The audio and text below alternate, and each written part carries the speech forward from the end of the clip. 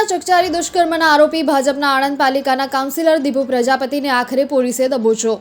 આણંદમાં પરિણીત મહિલા પર દુષ્કર્મનો મામલો। ભાજપના કાઉન્સિલર દીપુ પ્રજાપતિએ પરિણીત મહિલા ઉપર ગુજાર્યું હતું દુષ્કર્મ। પરિણીત મહિલાએ આણંદ ટાઉન પોલીસ મથકમાં દીપુ પ્રજાપતિ વિરુદ્ધ નોંધાવી હતી ફરિયાદ।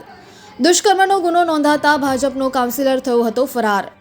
આખરે આણંદ પોલીસે આરોપી દીપુ પ્રજાપતિને ઝડપી લીધો। વાસદ પાસેથી પસાર થતો હોવાની માહિતી આણંદ ટાઉન પોલીસને મળી હતી।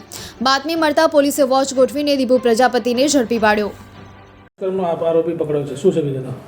તારીખ 17/11/2024ના રોજ આણંદ ટાઉન પોલીસ સ્ટેશનની હદમાં આવેલ સરદારબાગ ચોકી વિસ્તારમાં તુલસી પાર્ક સોસાયટીમાં આવેલ ભોગ બનનારે આણંદ ટાઉન પોલીસ સ્ટેશન ખાતે આવી પોતાની ફરિયાદ હકીકત જાહેર કરેલ કે તેમના વિસ્તારમાં રહેતા દિલીપભાઈ ઉર્ફે દીપુ ગોરધનભાઈ પ્રજાપતિએ તેમના ઘરે આવી દુષ્કર્મ કરેલ છે અને દુષ્કર્મ કરી અને જતી વખતે ભોગ બનનારના પતિ તથા તેમના સગાવાલાએ તેને પકડેલ।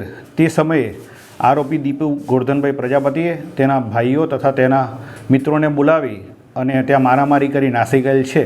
આ બાબતે ફરિયાદ આપતા આણંદ ટાઉન પોલીસ સ્ટેશનમાં રેપ તથા રાયોટિંગનો ગુનો રજીસ્ટર કરવામાં આવેલો। આ ગુનાની તપાસના કામે સૌપ્રથમ એક આરોપી નમૂદ હોય અને અન્ય આરોપીઓ અનડિટેક હોય, જે પૂરતા પુરાવા એકત્રિત કરી આ કામે મુખ્ય આરોપીના 2 ભાઈઓ તથા અન્ય 6 આરોપીઓ જે રાયોટિંગમાં અને આરોપીને નાસી જવામાં મદદરૂપ કરેલા હતા તે તમામ આરોપીને એરેસ્ટ કરવામાં આવેલા। આ ગુનાના મુખ્ય આરોપી દિલીપભાઈ ઉર્ફે દીપુ ગોરધનભાઈ પ્રજાપતિ ગુનો કરી નાસી ગયેલ, તેને પકડવા પોલીસની અલગ અલગ ટીમો બનાવવામાં આવેલી। જે ટીમોના ભાગરૂપે પોલીસ અધિક્ષક શ્રી જસાણી સાહેબની સૂચના અને માર્ગદર્શન હેઠળ સદર ગુનામાં સંડોવાયેલ મુખ્ય આરોપી દિલીપભાઈ ઉર્ફે દીપુ ગોરધનભાઈ પ્રજાપતિને ગઈકાલે એરેસ્ટ કરવામાં આવેલા છે।